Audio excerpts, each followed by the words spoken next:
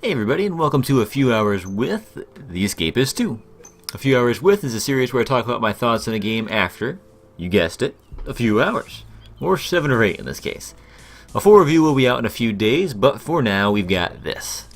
The Escapists 2 is the sequel to, well, The Escapists. It's developed by Team 17, who I was introduced to by the Worm series.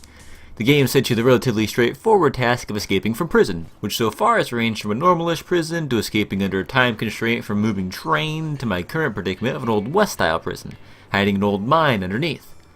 There's a really wide variety of prisons to come as well, ranging from prisons surrounded by the sea to POW camps to airplanes and a bunch of others, all of which I am looking forward to. So let's get into it. What's been really attractive to me so far about the game is the unique challenge each prison has been. It's entirely up to you how you approach each escape, and for the most part, it's going to take a lot of trial and error and planning to accomplish. Initially, I attempted to dig the wall behind my cell, cover it with a poster and or fake wall block, and dig a tunnel in the small hallways that were rarely used into sweet, sweet freedom.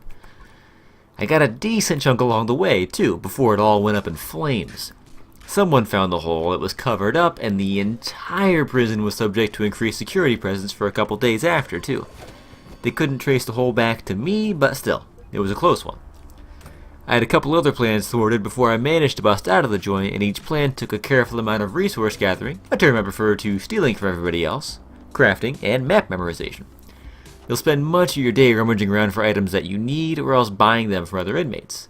Money can be earned by completing tasks set upon you by the other inmates, ranging from simple delivery jobs to framing somebody else to providing some muscle. Money can also be earned in legitimate ways by having a job in the prison. Each job pays you a certain amount a day for accomplishing it, and there is a bit of variety to the jobs as well.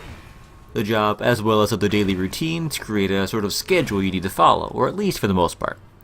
Poking your head into the cafeteria counts as showing up for a meal. Each other scheduled event is similar, so if you don't necessarily have a reason for being there, it's a minor delay in your grand escape plan. And man, these escape plans can get complicated, in a good way. These prisons have multiple floors and vent systems, along with an underground layout, meaning there are a lot of different options as far as escape. It reminds me a little bit of the latest Hitman game in the sense that you have a task to accomplish, but the game absolutely floods you with options as far as how to get there. Want to impersonate somebody and simply walk out? Go ahead. Want to cut a hole in the fence when you hope no one's looking? Good luck. Want to find a way to break into the warden's office and see what he's got? Go for it. There are almost endless opportunities here. You really are left to your own devices to see what you can do. Item variety differs a lot between prisons too. The Old West prison, for example, has spittoons around along with spurs and other objects that I never saw in the other prisons. This leads to different crafting possibilities and ultimately an entirely different approach to escaping. Leveling up is a pretty simple task and is more or less the same in each prison, at least so far. There are a couple of different exercises to do to increase your physical traits, and studying in the prison library increases your intellect, allowing a wider variety of weapons to craft. I only really have minor complaints so far about the game. I have noticed some very occasional frame drops that if they manage to happen during a fight or in an exercising minigame are pretty annoying. I also seem to have a bug where every time I log into the game, I suddenly have no clothes. Or occasionally my clothes will morph into a file or a crowbar or something, meaning I have to go rough somebody up and strip them lest I get busted for the whole thing. The guards don't take kindly to streaking. The developers have said they're working on the issues and hope to have a patch out in the next few days, so hopefully it patches the holes. Needless to say, I have really enjoyed my time so far on The Escapists 2. There is a lot of depth here, and it'll be really fun to see how everybody approaches the task of escaping differently.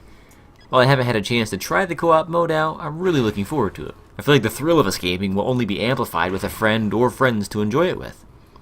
There's a versus mode as well, pitting inmates against each other to see who can escape the fastest. Anyways, that's all I've got for this video. Keep an eye out for the full review, which will be out in a few days. If you liked this thing you just watched, maybe subscribe.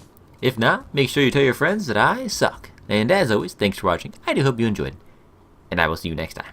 Bye-bye.